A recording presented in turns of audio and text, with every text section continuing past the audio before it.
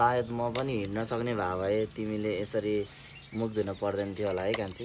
मैले त कहिले भनेको छु तपाईँलाई तपाईँ हिँड्न सकेन तपाईँ आफै गएर तपाईँ आफैले माझ हुने भने हा होइन भने पनि अब म आफै नुहाउन सक्थेँ होला, मुख धुन सक्थेँ होला, अगाडि बढ्न सक्थेँ होला, कहिलेकाहीँ तिमीसँगै कता कता हिँड्न पनि पाउँथेँ होला जोडी भनेर है।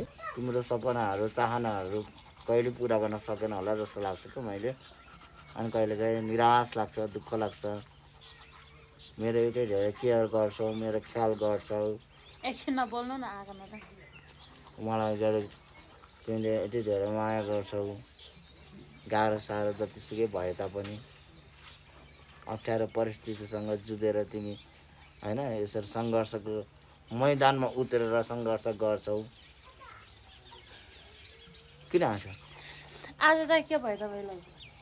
होइन यस्तो कहिलेकाहीँ त्यस्तो लाग्दो रहेछ क्या सधैँभरि अब एकको नै जिन्दगी नै यस्तो भइरहेको चाहिँ अनि होइन अब कहिलेकाहीँ त तिमीलाई नि दुख्छ होला नि, कहिलेकाहीँ तिमीलाई नि गाह्रो हुन्छ होला नि।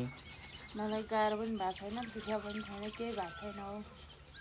अनि कहिलेकाहीँ तिमीलाई अप्ठ्यारोमा पर्दाखेरि तिमीलाई चाहिँ कसले सहायता गर्छ र जस्तो लाग्छ क्या।